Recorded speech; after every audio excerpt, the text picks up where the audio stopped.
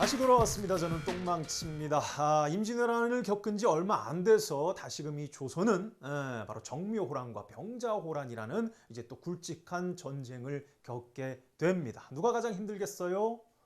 백성들이죠. 어쨌거나 이 정묘호란과 병자호란, 이번에는 왜구가 아니라 바로 북쪽에서 성장하고 있었던 여진족이 성장해서 후금이라는 나라를 세워서 정묘호란을 일으키고, 그리고 이 후금이라는 나라가 강성해져 가지고 청나라로 이름을 바꿔서 또 공격을 해옵니다. 이것이 바로 병자호란입니다. 즉 정묘호란, 병자호란, 각각 이 두 전쟁의 원인이 무엇인지, 그리고 그 참혹한 결과가 무엇인지, 이 두 전쟁의 원인과 결과를 정리해 두시는 것, 이것이 바로 이번 시간의 핵심 포인트입니다. 똥망치와 함께 정리해 보시죠. 출발.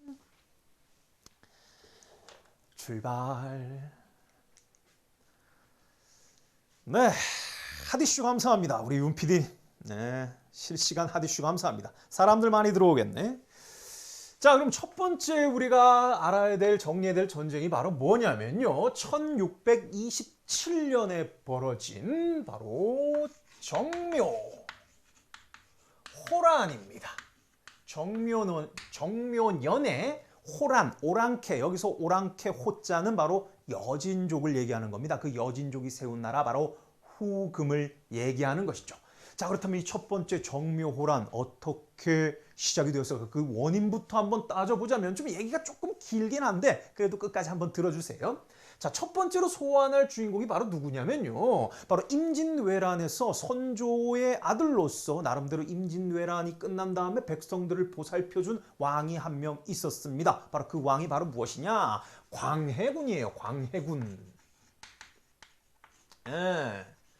이 광해군이 왕위에 딱 올라왔을 때는 바로 뭡니까? 임진왜란이 끝나고 말 그대로 뭡니까? 이 전쟁의 후유증을 추스리는 바로 그런 일을 벌이고 있었는데, 바깥쪽 나라 밖의 상황, 즉 북쪽하고 중국의 상황이 조금 안 좋습니다. 자, 어떤 상황이냐? 임진왜란 때 우리나라를 도와줬던 바로 이 명이라는 중국에 걸출한 나라가 있었는데, 시간이 지나면서 마치 바람 빠진 풍선처럼 푹 하면서 그 힘이 약화되고 있었습니다. 이것은 우리나라가 문제가 아니라 바로 중국의 문제였어요. 반면에 바로 명나라와 우리 조선 사이에서 바로 유목 생활을 하고 있었던 여진이라는 부족이 있었는데, 이 여진족의 어떤 힘센 추장 같은, 마치 몽골의 칭기즈칸 같은 인간 하나가 등장하는데, 그가 바로 누구냐면 얼굴이 누르구스름했다고 그러냐? 누르하치라는 여진족 추장이 있었습니다. 이 여진족 추장 누르하치가 주변의 여진족 세력을 자꾸 정복해 가면서 세를 늘리고 덩어리를 키우다가 끝내는 나라를 세우는데, 그 여진족이 세운 나라가 바로 무슨 나라냐? 바로 후금이라는 나라가 되겠습니다. 이 후금은요, 점점점 힘이 세지다 보니까 바로 중국을 차지하고 있었던 바로 이 명나라까지 공격하게 된 거야. 그러다 보니까 광해군이 왕위에 올랐을 때는요, 중국의 명나라는 점점 힘이 약화되는 반면에 여진족이 세운 후금은 점점 힘이 세지는 상황이었습니다. 그리고 끝내는 두 나라가 부딪히게 되는 것이죠. vs 빵 터졌어. 자, 이제 조선은 어떻게 해야 돼? 이건 누구 편을 들어야 돼? 광해군의 선택은요, 바로 무엇이냐?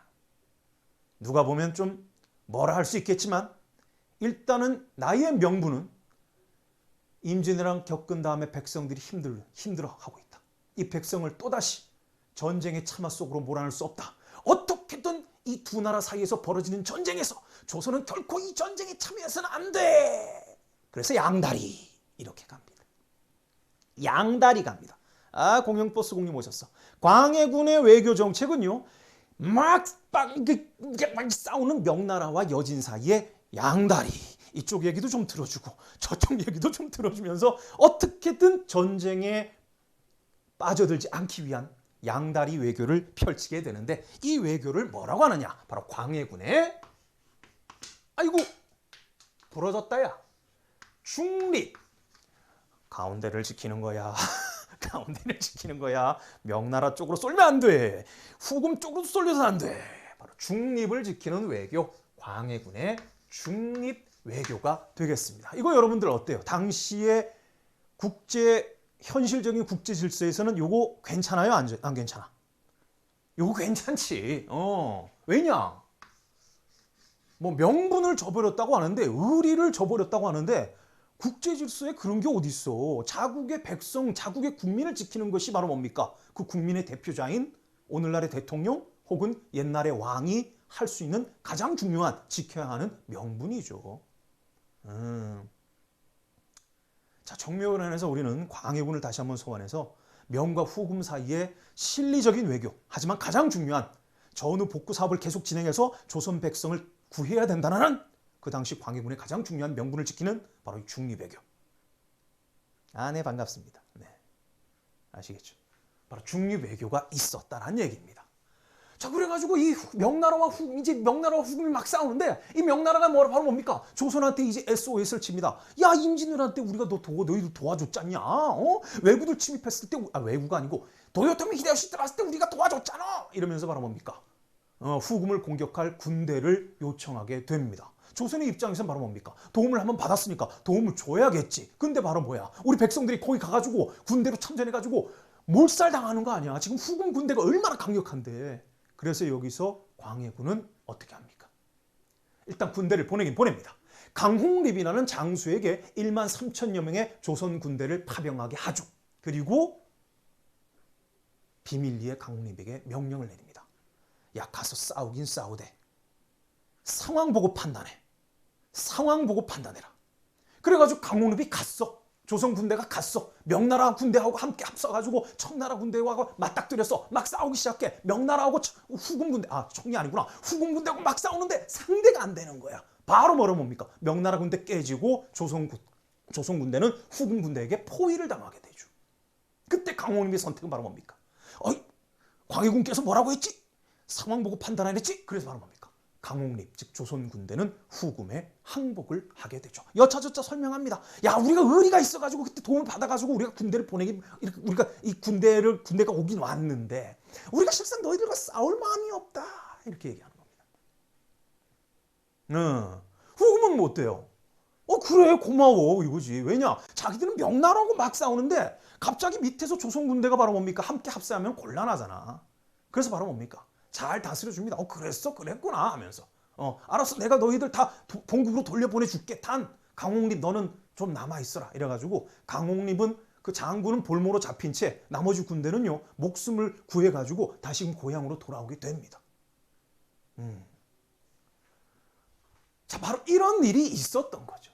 이것이 바로 광해군이 백성을 지키는 중립외교였어요. 그런데 어떤 일이 벌어져? 바로 이 광해군이 이 중립외교를 한 것과 함께, 즉 명나라에게 지켜야 될 의리를 저버린 의리 배신자 이렇게 부르게 되면서 또한 이 광해군이 왕위에 오르는 과정에서 좀 안 좋은 일이 있었죠. 자기 동생 죽이고 자기 형 죽이고 자기 계모가 이제 자기가 직접 낳은 아들이 죽었으니까 가만히 있겠어요? 그래서 계모도 자기 어머니 뻘 되는 사람을 이제 궁궐에 가둬버리고 이렇게 되다 보니 이게 이걸 뭐라 그래? 오늘따라 왜 이렇게 입이 잘 안 풀리지? 바로 그러한 아킬레스건이 있었지.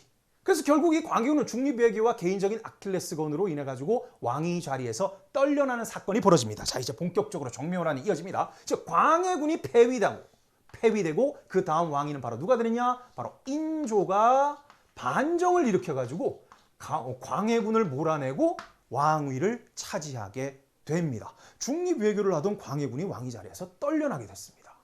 그렇다면 이 인조는 바로 뭡니까? 광해군의 중립외교를 다시 엽족받았을까요? 아니죠. 기존에 있던 왕이 잘못했으니까 자기가 그 자리를 차지한 거 아니야. 그래서 광해군이 했던 중립외교를 깡그리 무시하고 의리를 지켜야 한다. 팔도는 의리를 강조하면서 적극적으로 우리 보성화제를 등용했나? 그렇죠. 바로 인조반정의 결과 광해군의 중립외교는 끝장나고 이 인조반정, 즉 인조와 함께 정권을 장악한 붕당, 즉 서인들입니다. 즉 인조는 어떠한 외교 정책을 펼쳐나가게 되느냐? 아니야, 우리를 도와준 명나라와는 계속적으로 친해야 돼. 명나라와는 사이가 좋아야 돼. 반면 그 명나라를 괴롭히는 저 후금, 저 금나라는 우리가 철저히 배척해야 돼. 배척해야 된다 이런 얘기야. 이것을 우리는 네 글자로 뭐라고 하느냐? 친명배금이라고 합니다. 뭐 다른 말로 숙명배금 이래도 되지만 친명배금, 명나라와는 사이좋게, 금나라는 으아 이거야. 이러겠다는 거죠. 바로 새롭게 들어온 조선의 정부 인조의 정부에서는요, 바로 친명배금이라는 것을 펼쳐나가게 됩니다. 그렇다면 명나라를 지금 막 계속 두드려 패고 있던 이 후금은 어떻습니까? 명나라를 지금 엄청나게 두드려 패고 있는데 갑자기 조선에서 바로 뭡니까? 우린 싸우지 않겠어 라고 하던 광해군이 물러나가고 바로 인조가 우리 싸울지도 몰라 이러고 있는 거죠. 그렇다면 후금은 바로 뭡니까? 엉덩이가 위태로운 거야. 명나라와의 싸움에 전력을 다할 수 없는 거죠. 조선도 경계해야 되고 여기도 때려야 되고. 그래서 후금은요, 바로 명나라와 조선이 이어지는 것을 차단하기 위해서 바로 조선을 공격하게 됩니다. 자, 이것이 바로 정묘호란의 원인이라고 볼 수 있어요. 인조 반정의 결과 인조에 의한 친명배금 정책 때문에 결국 후금 군대가 쳐들어오게 됩니다. 이것이 바로 1627년에 벌어졌던 정묘호란이에요. 노란색으로 계속 적어야겠어요. 정묘호란 언제 벌어졌다? 임진왜란 끝난 지 얼마 됐다고? 1627년. 그것도 겨울에 쳐들어와가지고 백성들이 얼마나 힘들었을까? 자, 여러분들 기억해 두세요. 정묘호란의 원인, 바로 인조의 친명배금 정책이었다. 광해군이 중립외교를 계속했으면 이런 일이 벌어지지 않았겠지. 하지만 광해군을 몰아내고 정권을 장악한 인조 그리고 서인 세력들의 이 친명배금 정책 때문에 후금이 쳐들어왔다. 자, 정묘호란은 후금이 쳐들어온 겁니다. 후금이 쳐들어온 거야. 아직까지 청나라가 아니야.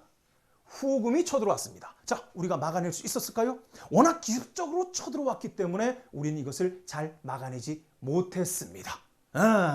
그래가지고 빠른 속도로 침입하는 말 그대로 그 평안도 지역을 빠른 속도로 내려와가지고 거의 황해도까지 이 후금의 군대가 들어오니까 당황하지. 그래가지고 우리 고려 때부터 북방 유목민족 쳐들어오면 대부분 어디로 도망가지? 피랑 가는 곳이 어디였죠?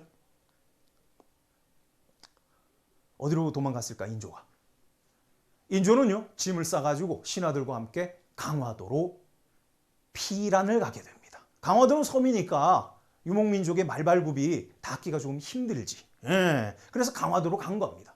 그래가지고 바로 뭡니까? 무주공산이 한양이 통통 비었어. 그리고 이 후금 군대는 거의 황해도까지 와가지고 이제 거의 개경까지 접수하게 되면서 곧 한양으로 들어칠 것 같대. 바로 그때 누가 막아내느냐? 바로 위쪽에 바로 이 후금 군대의 보급로를 차단한 사람들이 있습니다. 바로 이립과 정봉소 같은 의병들이 나서게 되는 겁니다. 감히 오랑캐가 말이야 이러면서 자존심 팍 세우면서 그지 의병들을 모집해가지고 바로 이 후금의 보급로를 차단하니까 더 이상 이 후금 군대가 한양, 지금의 서울로 내려오지 않았던 것이죠.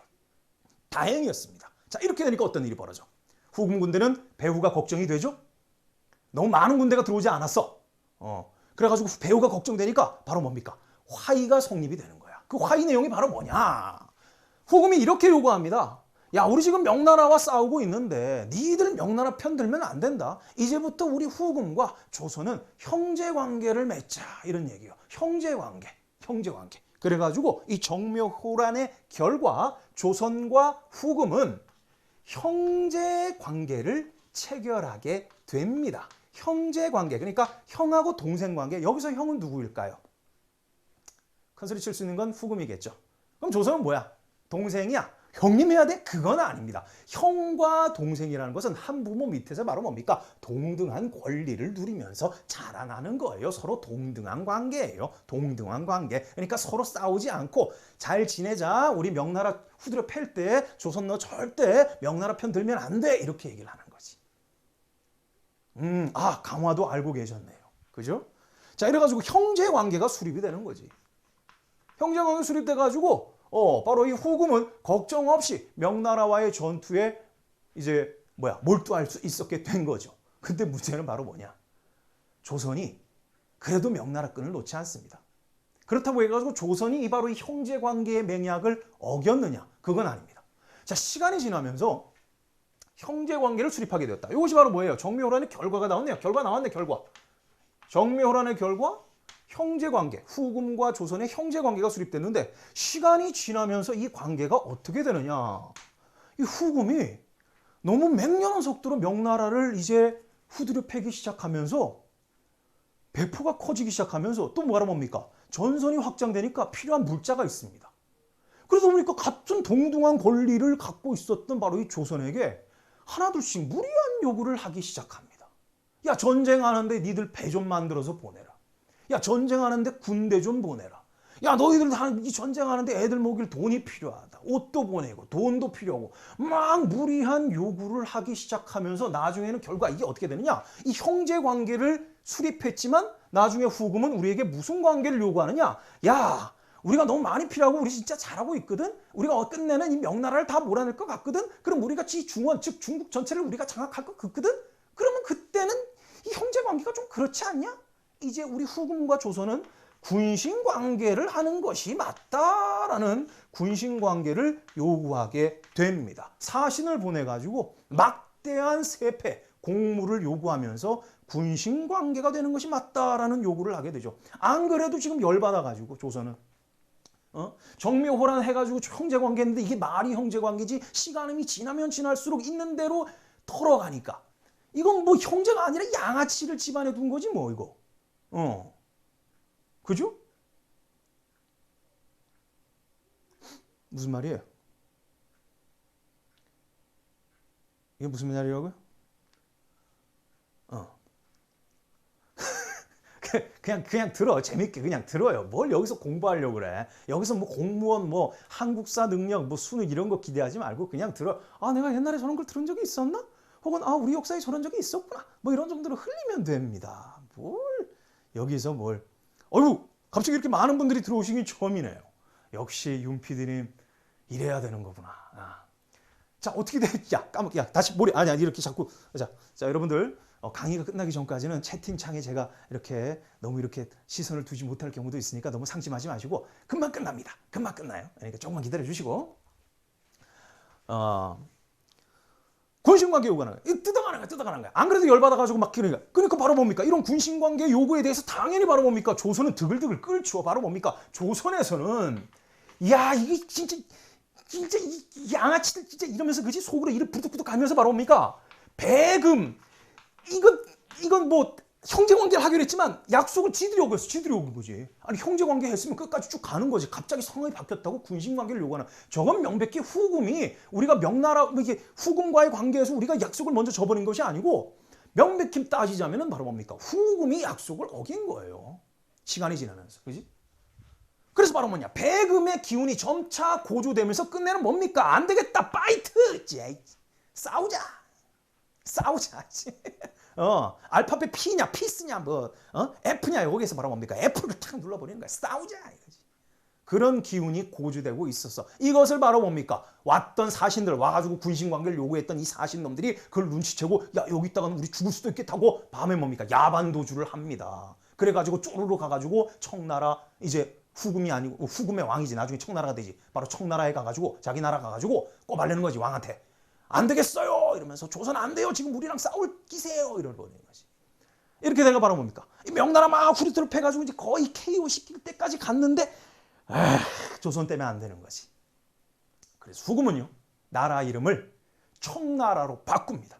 청나라로 바꾸고 바로 청나라의 왕 그 당시에 홍따이지 바로 청태종이 직접 12만의 대군을 이끌고 야 명나라 급하지만 얘네들 이제 거의 끝나는 상태야. 끝물이야.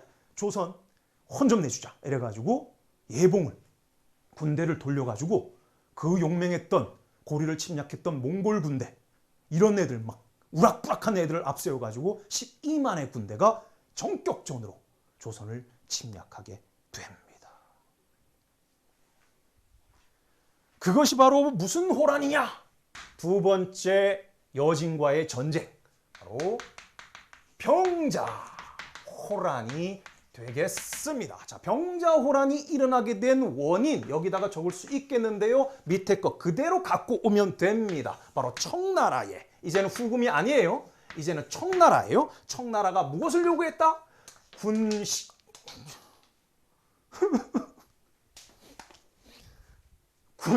관계를 요구했는데 이것을 조선이 뭐다? 거절.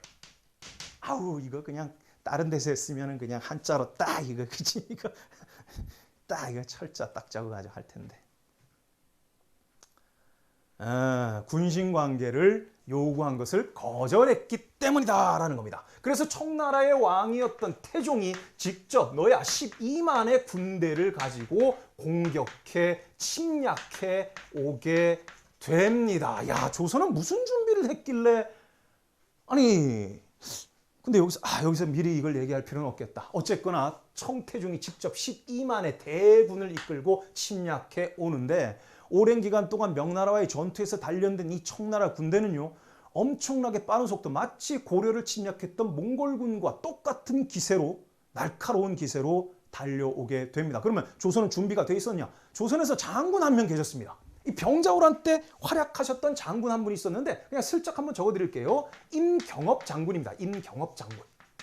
어디를 지키고 있었냐면은 조선과 지금의 중국의 경계였던 바로 백마산성이에요. 백마산성.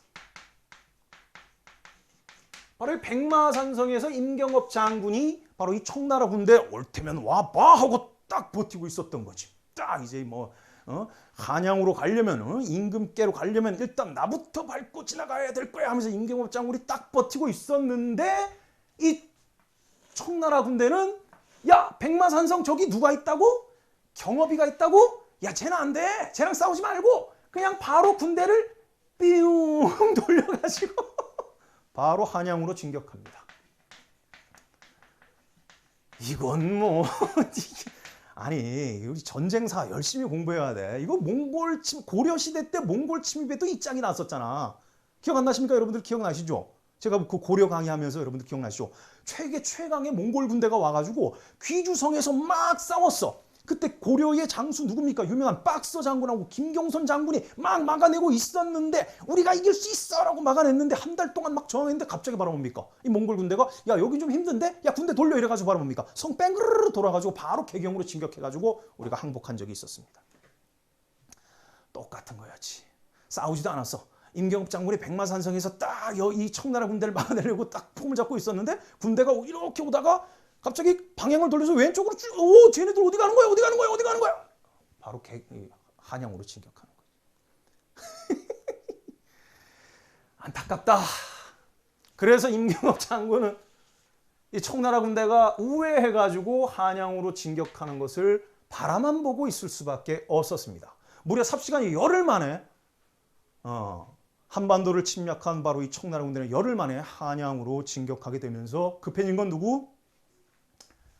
인조죠. 인조 왕입니다. 왕. 인조는 당황합니다. 그래가지고 바로 뭡니까? 한양으로 왔다는 얘기를 듣자 한양으로 진격하고 있다는 얘기를 듣자 바로 뭡니까? 빠른 속도로 바로 뭡니까? 인조는 야 이제 나 어디로 가지? 피란을 떠나야 되는 거지. 그래서 어디로 가게 되느냐? 일단은 바로 뭐냐면 왕실의 제사를 지내는 가장 중요한 이 종묘 신주단지를 가지고 자신의 아들이었던 이 세자 소현세자와 그 밑에 있는 둘째 아들 셋째 아들 전부 다 싸잡아가지고 며느리까지 싸잡아가지고 일단 강화도로 보냅니다. 강화도로 여기에 누굴 보냈냐? 세자 왕자죠. 그리고 대신들, 중요한 대신들, 왕실의 제사를 담당하는 신주단지 지키는 바로 이 사람들을 강화도로 보내고 자기는 좀 있다가 이제 강화도 가려고 그랬는데 웬걸 청나라 군대가 너무 빨리 와가지고 강화도 가는 길을 막아버렸어. 그래서 인조는 어쩔 수 없이 어디로 들어가게 되느냐? 남한산성으로 들어가게 됩니다. 이 남한산성은 뭐 큰 변란이 있었을 때 이제 좀 이렇게 좀 피신하기 위해서 이렇게 만든 큰 산성인데 그때가 겨울이었기 때문에 어마무시하게 추웠습니다.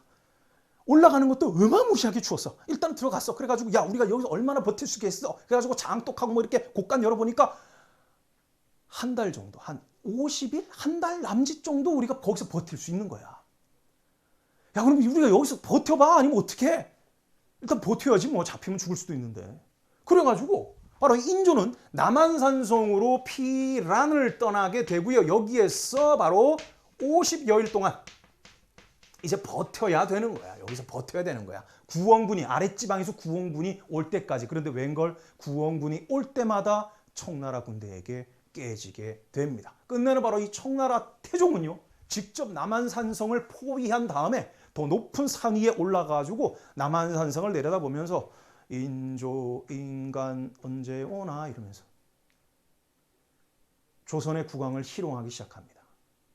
야, 너희들 항복 안 하면 내가 이 짐이 나 총태종 이 홍따이지가 너희들 한반도 전 국토를 유린할 텐데 백성들 죽어날 거야. 그거 다 니들 탓이야. 빨리 나와서 항복하는 게 어때? 하면서 아주 거만하게 우리를 조롱하기 시작합니다. 하지만 인조는 바로 뭡니까? 문을 닫아 걸고 그래도 한 달 이상은 버틸 수 있잖아. 버텨내는 거지. 그 혹독한 겨울에.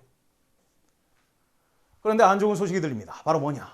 강화도가 신주따지 모시고 갔던 이 세자가 있었던 빈궁도 있었던 이 강화도가 청나라 군대에게 함락당하게 됩니다. 아니 강화도가 떨어지다니. 세계 최강 몽골 군대의 저항에도 맞서 싸웠던 강화도가 그렇게 쉽게 떨어질 수가 있느냐? 있습니다. 왜냐? 지키는 사람들이 부실하면 그래. 전쟁 준비, 싸우자, 배금하자, 우와 군신관계 요구, 안 돼, 자존심 상해, 거절해, 싸우자, P 대신 F 눌러, 파이팅 했는데 정작 중요한 건 뭐냐? 명분을 그렇게 내세웠지만 의리를 내세웠지만 전쟁에 대한 대비는 형편없었습니다. 강화도를 지키라고 보낸 애들이 전부 다 바로 상태가 이상해. 청나라 애들이 처음에 강화도를 딱 보고 강화도를 바라보면서 야 우리가 저기를 정복해야 되는데 함락시켜야 되는데 왠지 해변가에 배대는 순간부터 복병이 있을 것 같아. 그지? 라고 했던 거지. 근데 왜인걸? 강화도가 옛날부터 이 유목민족을 막아냈던 그 천혜의 요새라고 믿고 그 강화도를 지키는 그 수문장 애들 즉 장군 지휘부는 야 못 와 괜찮아 상관없어 하고 있다가 바로 뭐냐 청나라 애들이 대포를 쏘기 시작합니다. 그 당시 네덜란드에서 넘어온 홍위포라고 해가지고 대포를 막 쏘기 시작하는 거야. 근데 그 대포가 육지에서 넘어와서 강화도에 떨어지는 거야. 깜짝 놀라지. 그렇게 대포를 빵빵 쐈는데도 강화도 그 해변에 아무 반응이 없어. 그래서 청나라 애들은 복병이 없나 보다. 야 배 몰아서 가자라고 한 척 두 척 나중에는 우르르 가게 되니까 웬걸 막아내는 군대가 없는 거예요. 삽시간에 청나라 군대가 강화도를 접수하자 그 당시 강화도를 지키고 있었던 관군들은 이리저리 도망가고 장군까지 도망가고 내빼기 바쁘지. 끝내는 바로 뭐냐? 세자와 그 당시 인조의 아들이었던 첫째 아들 소현세자와 둘째 아들 복림대군 그리고 첫째 아들 세자의 며느리 빈궁까지 한마디로 뭡니까? 인질이 돼버린 겁니다. 강화도가 함락돼 버렸어. 남한산성에서 버티고 있던 인조는요. 이제 선택의 기로에 서게 된 겁니다. 이때 이 인조의 바짓가랑이를 붙들고 있었던 사람이 있어. 그래도 끝까지 우리가 싸워야 된다. 전쟁을 주장하는 사람 주전파. 그리고 바로 뭡니까? 아닙니다. 일단은 뭡니까? 날카로운 화살은 날카로운 칼날은 피해야 됩니다. 우리가 나중에 힘을 모아가지고 다시 한번 싸웁시다는 주화파. 이 남한산성 안에서 갈등하는 인조 밑에서 주전파와 주화파가 서로 바로 뭡니까? 말싸움을 주고받습니다. 근데 바로 뭐냐? 틀리고 맞고가 있습니까? 없습니까? 없습니다. 다 맞는 말이에요. 그리고 다 틀린 말이죠. 주전파는 뭐라고 외치느냐? 우리가 이렇게 제대로 싸우지 않고 항복을 한다면 끝내는 우리가 이제 청나라에게 속국이 돼가지고 온갖 고초와 피를 빨릴 겁니다. 그 백성들의 고난을 어떻게 할 겁니까? 라고 하는 거죠. 맞는 말이죠. 일단은 뭐야? 잽이라도 날려보고 끝내야 될 거 아니야. 여러분들 아시죠? 싸울 때 막무가내로 그냥 얻어 터지기 시작하면 나중에는 뭡니까? 노예가 되는 거. 주먹 한 방이라도 날려봐야 되는 겁니다. 반면에 주화파는 어떻습니까? 지금 여기서 우리가 전쟁을 내세운다면 팔도가 유린당해서 백성들은 어육이 될 겁니다. 어육. 고깃덩어리 죽는단 말이죠. 그때 후회한들 어떻게 되겠습니까? 일단은 바로 이 청나라 애들을 좀 달래고 난 다음에 우리가 힘을 기른 다음에야 싸울 수 있는 것 아니겠습니까? 둘 다 맞는 말이죠. 하지만 둘 다 틀린 말입니다. 왜? 소 잃고 외양간 고치기니까요. 자신들의 명분을 내세우기 위해서는 자신이 발을 딛고 있는 현실을 확실하게 확인한 다음에 명분을 내세우는 겁니다. 자기 발이 공중에 붕 떠가지고 실 하나 끊어지면 공중으로 날아갈 판인데 명분, 의리 이런 걸 왜 따지고 있습니까? 그리고 중요한 건 바로 뭐냐? 왕의 임무는 만인의 부모로서 백성을 지키는 것이 중요한 명분입니다. 명나라 망해가는 명나라에 끝까지 충성하는 것이 아니라 임진왜란 겪고 정묘란 거 겪고 완전히 쑥대밭이 된 이 조선에 있는 이 거지 같은 이 백성들을 걷어 먹이고 살리고 잘 먹이는 것. 이것이 바로 임금의 명분이죠. 왕이 할 일이란 말입니다. 근데 그거 같은 현실은 눈을 감고 야 그러면 우리는 의리 지켜야 돼. 우리 해야 돼. 광해군 저 나쁜 놈이야 저거. 저놈이 한 건 다 나쁜 거야. 그래 난 이거 할 거야. 상대방이 뭘 했는지 좋은 것은 받아들일 줄 알아야 되는데 그것도 아니고 고집만 부리다가 끝내는 이렇게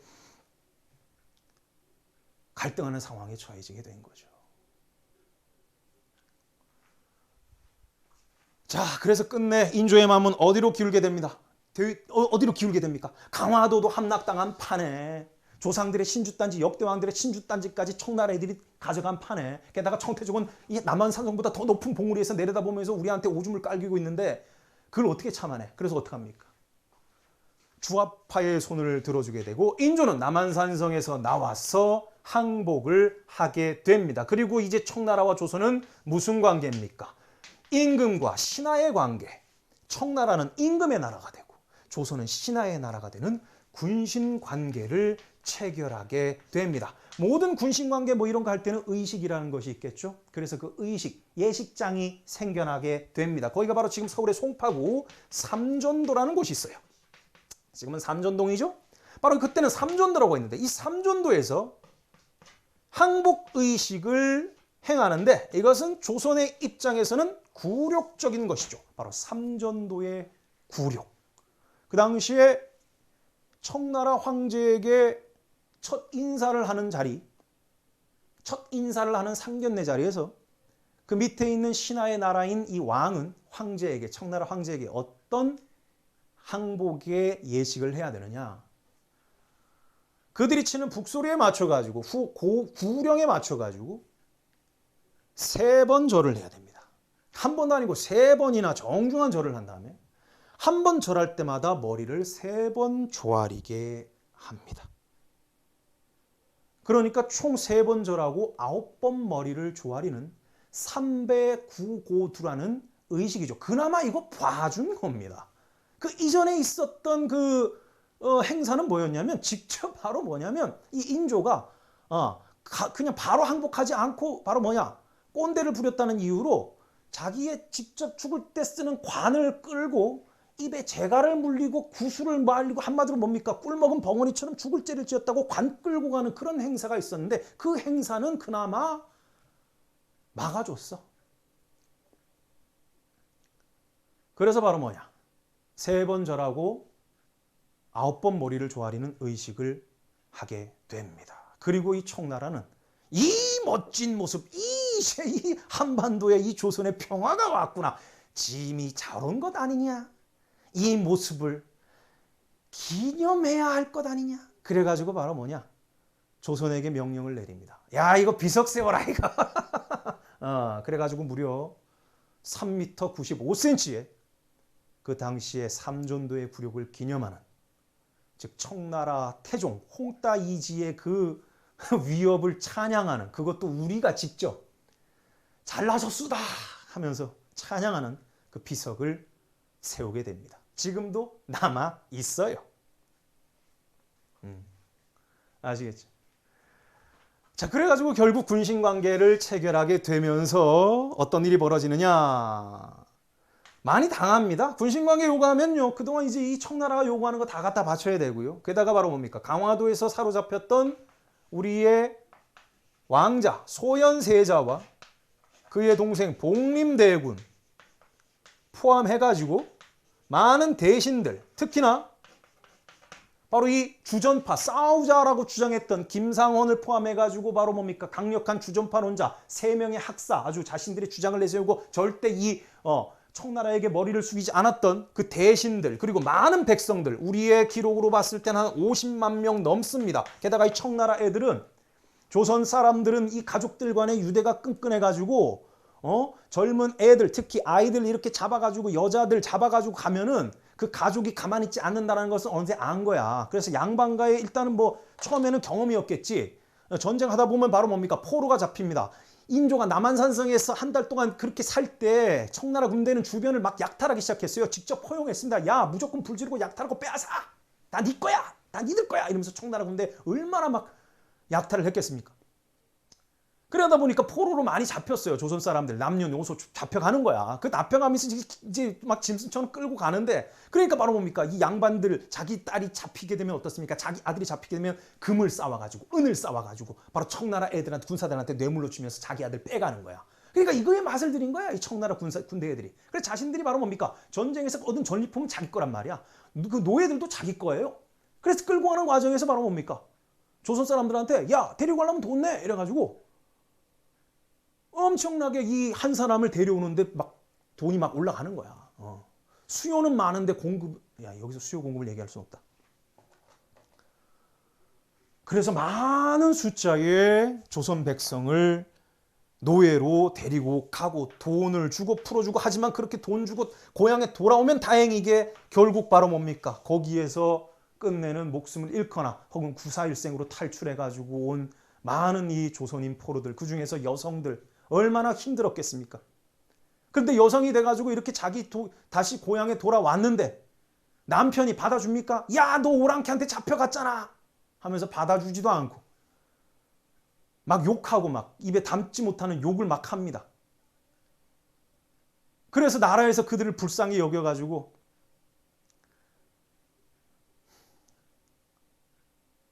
뭐 어디 가서 몸을 씻으면 다시 뭐 깨끗해진다는 둥 어쨌다는 둥. 하지만 요식이죠. 결국 전쟁이 벌어지면요, 힘없는 어린아이, 노인들, 여성들이 큰 피해를 받습니다. 이거 다 전부 다 뭡니까? 그 당시에 제대로 된 외교 정책을 하지 못했던 이 정부에 대해서 우리는 역사적인 평가를 단호히 내려야 됩니다.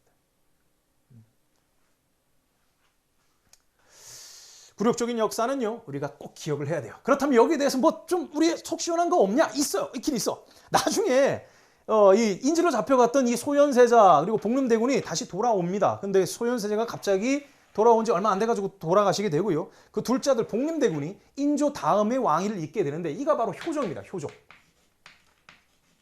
이 효종 때는요, 자기가 당한 수모, 자기 아버지가 당한 수모, 즉 조선이 당한 수모를 이 청나라에게 갚기 위해 가지고 이 효종은요, 적극적으로 북쪽을 벌한다. 이것을 북벌운동이라고 하는데, 북쪽이 어디입니까? 바로 청나라가 있는 곳이죠. 바로 후금, 청나라, 여진을 정벌하겠다라는 북벌운동을 추진해 갑니다. 하지만 성공했느냐? 청나라가 워낙 강대해져 가지고 저 북벌운동은 효종이 갑작스럽게 한 10년 만에 돌아가시고 난 다음부터는 흐지부지 되고 맙니다. 어쨌거나 다시 한번 자존심을 세울 기회는 있었다. 자, 이렇게 해서 여러분들 정묘호랑과 병자호랑, 임진왜란이 끝난 지 얼마 안 됐지만 이 두 차례의 큰 전쟁을 겪게 됩니다. 백성들 굉장히 힘들었고요. 굴욕을 당합니다. 자, 정리합시다. 첫 번째, 임진왜란 이후에 겪었던 두 차례의 큰 전쟁, 정묘호란과 병자호란. 병자호란이 가장 큰 전쟁이죠. 정묘호란에 비하면. 쳐들어온 군대 숫자도 만만치 않고요. 자, 하지만 우리는 정묘호란의 원인, 그 이전에 광해군의 중립외교라는 괜찮은 양다리 정책이 있었는데 인조반정이 벌어져서 그것이 짬돼버렸다. 이런 표현 쓰면 안 되지. 그것이 사라져버렸다. 그리고 이 인조는 어리석게도 친명배금 정책이라는 정책을 펼쳐나가게 되면서 결국 이것을 원인으로 해서 정묘호란이 벌어졌다. 정리합시다. 정묘호란의 원인, 인조와 서인의 친명배금 정책. 결과 어떻게 됐습니까? 형제관계가 수립되었다. 원인과 결과 기억해 주시기 바랍니다. 짝대기 몇 개? 3개짜리 한번 터져드리고요. 두 번째, 병자호란입니다. 병자호란의 원인은 정묘호란의 결과 맺어졌던 형제관계가 변질되면서 바로 청나라가 군신관계를 요구합니다. 우리는 당연히 자존심을 세우고 거절했죠. 이것이 바로 병자호란의 원인입니다. 진정계 과정 어떻게 됐습니까? 남한산성 항전했지만 끝내는 바로 뭡니까? 항복하게 되면서 군신관계, 삼전도의 굴욕을 당했다. 원인과 결과 기억해 두시기 바랍니다. 짝대기 몇 개? 5개짜리 터져드립니다. 귀마고. 자, 이게 바로 뭐냐면 여러분들, 자, 삼전도에서 굴욕을 당했다라고 했지 않습니까? 바로 그 굴욕의 내용을 담은 바로 삼전도비라는 겁니다. 삼전도비 높이는 395cm, 3m, 거의 4m에 육박하는, 와, 밑에 있는 이거 거북이 모양을 귀부라고 하는데, 이거 엄청나. 이게 무게가 40톤 정도 돼. 전체 한 40톤 정도 되는데, 청나라 애들이 와가지고 야 밑에 거북이가 좀 작다 해가지고 하나 더 크게 더 만들어가지고 했어. 그래서 작은 거 큰 거 있는데 하나는 비석이 있고 하나는 비석이 없지. 어쨌거나 이것이 바로 삼존도비입니다. 병자호란 이후에 만들어진 비석.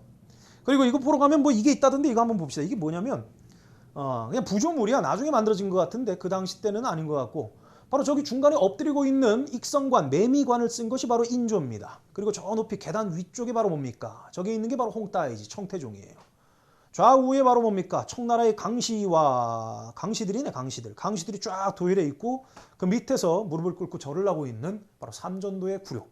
카노사의 굴욕은 저리 가라다. 이런 굴욕이 없다, 세상에. 이런 굴욕 사진이 없다. 어쨌거나 부조물이 되겠는데 바로 이런 이 모습이지 않았을까라는 거죠. 어쨌거나 이것이 바로 삼전도의 비인데 여기에 이제 의기를 품은 우리의 또 역사에 또 이렇게 몰두했던 사람 분들이 이거 막 부시려고 하고 막 그래요. 그래서 이 삼전도비는 우리가 이제 청나라의 속구부터 벗어난 이후에 고종 시절에 막 땅에 묻어버리고 막 그랬는데 갑자기 홍수 나서 막 다시 벌떡 일어나고 막 그래. 우리가 묻고 싶은 굴욕의 역사니까 우리가 묻으려고 했단 말이야. 근데 갑자기 불쑥 쏟아오고 일본 애들은 야 이런 비석이 있었냐? 조선이 이렇구나 하면서 조선은 이렇게 다른 나라 지배받는 게 당연해 하면서 이거 막 국보로 막 만들어버리고 그지? 어쨌거나 이거 우리가 묻어버리려고 많은 노력을 했습니다만 하지만 이제 우리의 생각이 바뀌었죠. 그리고 얼마 전까지 이거 막 여기에 페인트 칠하는 분도 계셨어요. 막 이거 없애야 된다, 철거해야 된다 이러면서 막 문화재 훼손하면 안 돼요. 부끄러운 역사일수록 더욱더 드러내가지고 우리가 후손들에게 이러한 잘못된 역사가 반복되지 않도록 알려야 됩니다. 이거 보존하고 있어 지금. 삼전도비. 자 이렇게 해서 여러분들 임진왜란을 겪고 난 다음에 바로 이 정묘호란과 병자호란의 원인과 결과를 살펴봤습니다. 따라서 어떠한 우리가 명분을 내세울 때 어떠한 우리가 나라의 외교 정책을 결정할 때는요 발을 딛고 있는 이 현실을 냉정하게 판단한 다음에 결정해야 한다 라는 것을 여러분께 말씀드리면서 왕초보 한국사 여기에서 마무리하겠습니다. 다음 시간에 뵙겠습니다.